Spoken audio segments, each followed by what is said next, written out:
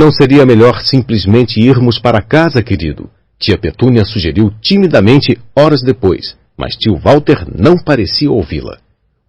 Exatamente o que andava procurando ninguém sabia.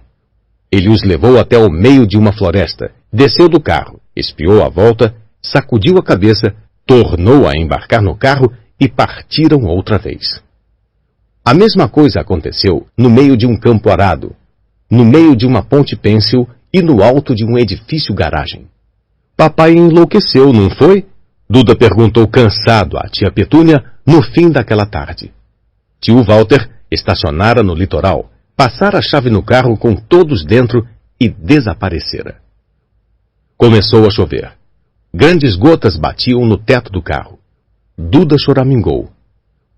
É segunda-feira, falou a mãe. O grande Humberto vai se apresentar hoje à noite. Quero estar em algum lugar que tenha televisão.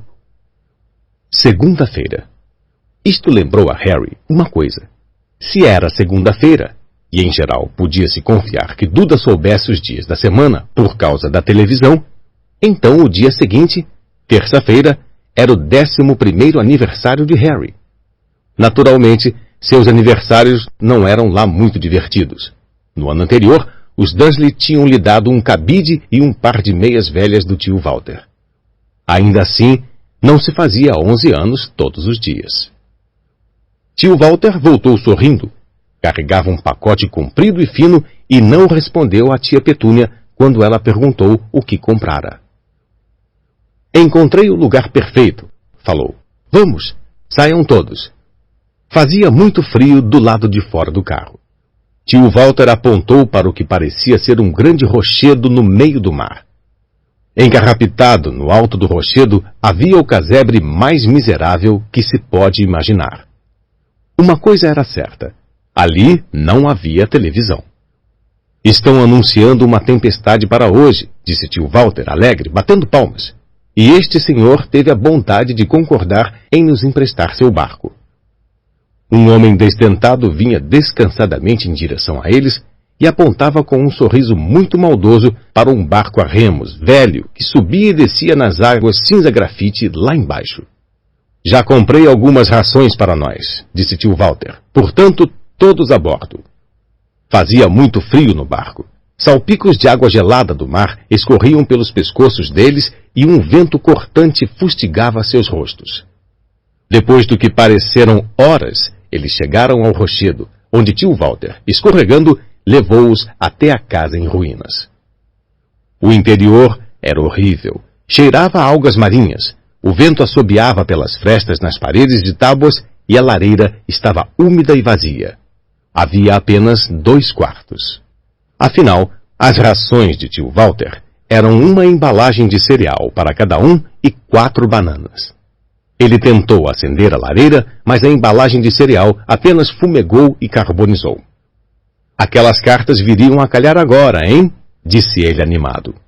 Estava de muito bom humor. Obviamente, achava que ninguém teria a chance de alcançá-lo ali, durante uma tempestade, para entregar cartas. Harry concordava intimamente, embora este pensamento não o animasse nem um pouco. Quando a noite caiu, a tempestade prometida desabou ao redor deles. A espuma das altas ondas chapinhava nas paredes do casebre e um vento ameaçador sacudia as janelas imundas. Tia Petúnia encontrou uns cobertores mofados no segundo quarto e preparou uma cama para Duda no sofá comido pelas traças.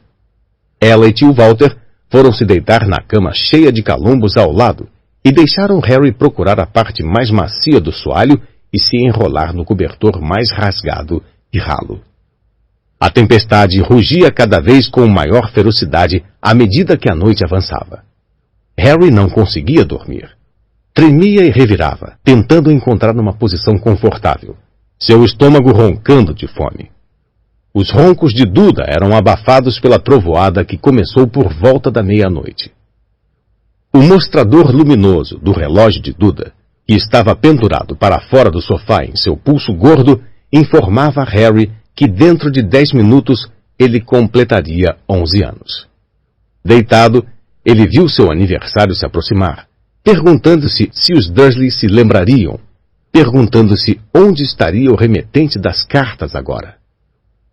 Faltavam 5 minutos. Harry ouviu alguma coisa estalar lá fora.